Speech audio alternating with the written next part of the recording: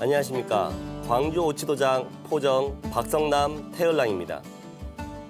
천지는 나와 한 마음이니 사람이 천재의 마음을 얻어 제 마음 삼느니라. 사람이 신법을 바로 세우고자 할 때 그 기준을 어디서 구할 것인가? 천재의 마음을 얻어 천지와 한 마음이 될 것을 일러주신 증산 상제님의 말씀입니다. 옛사람들은 이 천지의 정신을 원형이정이라 하여 천도의 사덕이라 불러왔는데요. 사람은 이러한 천지의 정신을 본받아 인의예지신 오상지덕을 갖춰야 합니다. 사랑으로 만물을 낳아주는 봄의 정신 인, 반듯하게 길러 아름답게 하는 여름의 정신 예, 낳아 기른 것을 올바른 정신으로 거두는 가을의 정신 의, 뿌리로 돌아가 본성을 찾고 깊이 지혜를 구하는 겨울의 정신 지, 천지 사계절의 변화 정신과 하나 되는 신, 인간은 이처럼 천지의 정신을 본받아 천지와 하나 되어 살아가야 합니다. 상님께서는 이 오상지덕 중에서도 특히 의로움을 으뜸으로 말씀하셨는데요. 역사적으로 많은 의인들 중에 관성제구나 불리는 관운장을 칭찬하셨습니다. 그럼 관운장에 대해 말씀해 주신 도전성구를 먼저 살펴보겠습니다. 관운장은 병마대권을 맡아 성제군의 열에 서게 되었나니 운장이 오늘과 같이 된 것은 재주와 지략 때문이 아니요 오직 의리 때문이니라. 천지간에 의로움보다 더 크고 중한 것은 없느니라. 하늘이 하지 못할 바가 없지만은 오직 의로운 사람에게만은 못하는 바가 있느니라. 사람이 의로운 말을 하고 의로운 행동을 하면 천지도 감동하느니라. 나는 추상 같은 절개와 태양같이 뜨거운 충의를 사랑하노라. 난세의 영웅이었던 관운장. 충이라는 덕목이 요즘처럼 혼탁해진 우리 사회에서 어떤 가치관을 가지고 인생을 살아가야 되는지 나침반이 되어주고 있습니다. 오늘은 상계님께서 말씀하신 충의의 표상, 관운장과 정의로운 기운을 받는 주문 운장조에 대해 이야기 나눠보겠습니다. 관운장, 일명 관우, 중국 삼국시대 초계 장수로 운장은 자이고 시호는 충의 후입니다. 관운장의 모습으로 전해 내려오는 책을 토대로 살펴보면 키가 구척장신에 수염의 길이가 두 자로서 삼각수이며 입술은 연지를 칠한 듯하고 눈은 봉황과 비슷하고 눈썹은 누에와 같이 짙고 위풍이 늠름하였습니다. 또한 수염이 길고 아름다워 미염공이라는 칭호를 받기도 하였습니다. 관운장의 의리와 용맹함을 잘 보여주는 일화가 있는데요. 유명한 오간천장이란 이야기입니다. 유비가 조조에게 패하였을 때 관운장은 조조에게 몸을 의탁하면서 편장군에 임명되어 한껏 예우를 받았었습니다. 하지만 유비의 행방을 알게 되자 적진을 벗어나 유비를 찾아갑니다. 그 과정이 참 험난하였죠. 적토마를 타고 오간을 돌파하였다는 오간천장의 의기는 많은 사람들의 의리의 표상이 되었습니다. 의는 공동체 안녕을 위해 해야 할 일로서 사사로운 것보다는 공적인 이익에 의미를 부여하는 가치입니다. 의롭다, 의를 행한다 할 때는 옳지 못한 행위를 응징하거나 인간으로서 의당해야 할 마음이나 행동, 자기 이익이 아닌 공적인 이익을 위해 전력한다는 것을 의미합니다. 또한 의는 은혜, 믿음, 맹세 등을 저버리지 않는 것을 뜻합니다. 관운장은 이러한 의로움의 표상, 정의와 충의의 대명사가 되어 송나라 이후 무신, 군신, 복록장수신으로 신앙의 대상이 되면서 각처에 관제묘가 건립되었습니다. 우리나라는 임진왜란 이후 관제묘가 건립되었습니다. 1605년 제호를 받으며 삼계 복마 대제신이 원진천존 관성제군에 봉해졌습니다. 세간에서는 관성제군, 관제라 불립니다. 의리와 용맹의 표상으로 그의 대인 대의를 기려 역대 왕조에서 거룩할 성, 임금제, 임금군, 자를 놓아 성제군으로 추앙해 오고 있는 것입니다. 관운장이 조선에 와서 극진한 공대를 받았으니 그 보답으로 당연히 공사의 진력 협조함이 오르리라. 증산 상계님은 관운장이 조선에서 극진한 공대를 받았다고 하셨는데요. 관운장을 신앙하기 위하여 건립된 묘당을 관성묘라고 합니다. 중국에서는 명나라 초부터 관악묘를 건립하였고 우리나라에서는 임진, 정유의 외란 때에 명나라 군사들에 의해 관악묘가 건립되었습니다. 조선에서 관악묘는 관성묘, 관제묘, 성제묘, 관악묘 등으로 다양하게 불렸고 서울의 관악묘는 묘당의 위치에 따라 동묘, 서묘, 남묘, 북묘 등으로 불리기도 하였습니다. 조선 후기의 약자 이긍익이 지은 조선시대의 사서인 연려실 기술에는 다음과 같은 구절이 보입니다. 일찍이 임진년과 정유년의 외란 때에 관우의 신령이 나타나 신병으로서 싸움을 도와주어 명나라 장수와 군사들이 모두 말하기를 평양의 싸움에서 이긴 것과 도산에서 싸움과 삼도에서 외병을 구축할 때 관우의 신령이 늘 나타나 음조하였다. 이런 이야기들을 통해 관운장은 민간에서는 재앙을 막아주고 복을 비는 대상으로 섬김을 받게 되었던 것입니다.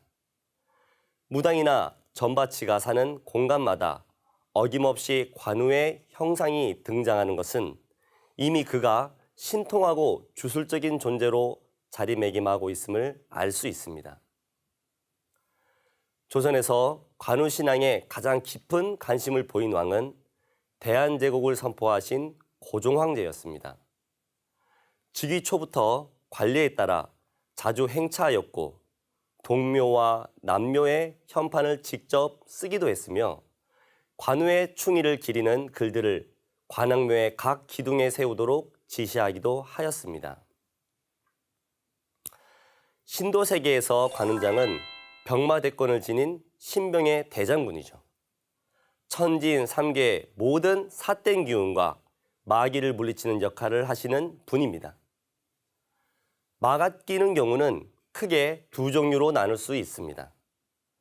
신명은 사람의 마음자리를 통하여 드나드는데 내가 삿된 마음을 먹으면 삿된 신명이 내 몸으로 들어오게 되거나 인간으로 살다간 신명 중에서 사악한 신명 또는 남에게 해를 입고 원한을 품고 죽은 신명이 내가 하는 일에 개입하게 됩니다. 예로부터 척신, 복마는 가만히 엎드려 호시탐탐 기회를 엿보다가 뛰어 들어온다고 해서 복마라고 했습니다. 구도의 세계에서는 수행자가 마음이 지치거나 흐트러질 매 순간 번개처럼 내 마음으로 내 삶으로 뛰어들어와 온갖 방해를 하며 수행을 중단시키고 하는 일을 어지럽게 합니다. 역사적으로 예수님께서도 49일 기도 중에 마귀의 시험을 받았다는 기록이 있고 부처님도 3년 고행 중에 마왕 파순이의 딸들이 나타나 시험을 했다는 기록이 전해져 옵니다. 구대의 여정을 완성하려면 순간 뛰어들어오는 복마의 방해, 복마의 발동으로부터 벗어나야 합니다. 그러기 위해서는 많은 방법이 있지만 천지의 의기가 가득 찬 관운장의 도움을 받아야 합니다. 관성제군에게 빌어 복마를 제어하는 주문이 운장주입니다. 운장주는 척신과 복마가 발동할 때 사악한 기운을 제거하고 모든 말을 끌러 천하를 안정시키는 주문입니다. 운장주를 많이 읽으면 의로움이 충만해져서 뜻하지 않는 사고 등의 마신의 발동으로부터 막을 수 있습니다. 함께 운장주를 읽어보겠습니다.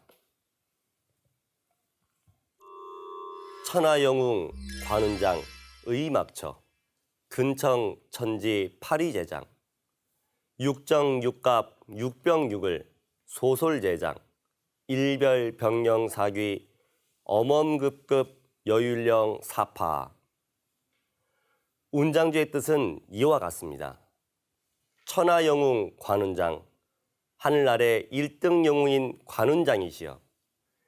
의막처 근청, 그 있는 곳에서 삼가 청합니다. 천지 파리제장, 육정육갑 육병육을, 이것은 천지신장들 이름입니다. 소솔제장, 모든 거룩한 천재 신장들을 거느리는 일별병령사귀, 삿된 귀신을 전부 다 몰아내 주십시오. 엄엄급급 여율령 사파, 빨리빨리 명을 받듯이 삿된 귀신들이 침범하지 않도록 하여 주시옵소서. 안경전 종도사님께서는 운장주는 복마 발동을 제어하는 척신 발동을 결박하는 대차력주다. 인류사에서 가장 정의로운 정신으로 살다간 관운장을 세상 사람들이 관성제군이다 해서 받들어주고 또 그 신명들도 그렇게 정의의 신으로 받들고 있다.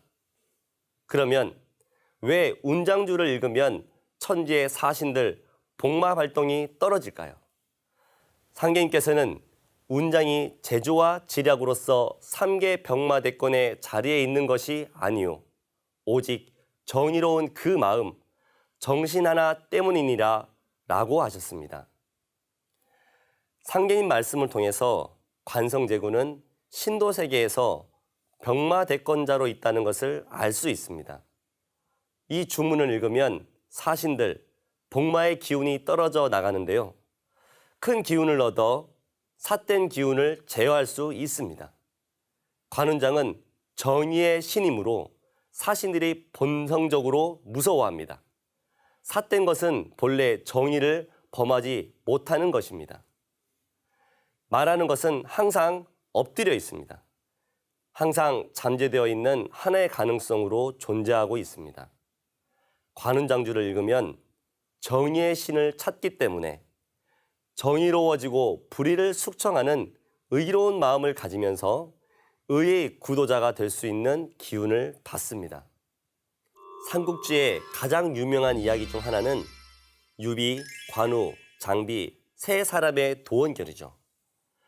관우는 유비, 장비와 함께 의형제를 맺고 한날 한시에 죽기로 도원결의를 하였습니다. 삼국지의 100년의 역사는 이 도원결의의 이야기입니다. 의리를 저버리고 은혜를 잊어버리는 자가 있거든 하늘이여 세상 사람들이여 그를 죽이소서. 이것은 유비, 관우, 장비가 복숭아 나무 아래에서 결의했던 결의문입니다. 관운장은 의형제이자 주군인 유비에게 초인적인 믿음과 충성을 다하였습니다. 수많은 재물과 명예로 유혹해도 눈 하나 깜짝 않고 형제들과의 약속을 지켰습니다. 또 목숨 걸고 싸우는 상대가 야비하게 모략질을 해도 정정당당히 정면으로 맞서 싸웠습니다. 지금까지 충의의 표상, 관운장과 정의로운 기운을 받는 주문 운장주에 대해서 살펴보았는데요. 의로움에 대해 말씀하신 상제님의 말씀을 살펴보겠습니다. 상계님께서 옛사람을 평론하실 때에는 매양, 강태공, 석가모니, 관운장, 이마두를 칭찬하시니라. 상계님께서 말씀하시기를 일꾼된 자 강유를 겸비하여 한편이라도 기울지 아니하여야 할지니 천지의 대덕이라도 춘생추살의 은희로서 이루어지느니라 하시니라. 또 말씀하시기를 의로움이 있는 곳에 도가 머물고 도가 머무는 곳에 덕이 생기느니라 하시니라. 의로움이 있는 곳에 도가 머물고 도가 머무는 곳에 덕이 생긴다고 말씀하셨습니다. 후천 가을 선경 세상은 군사부가 하나로 받들어지는 세상인데요.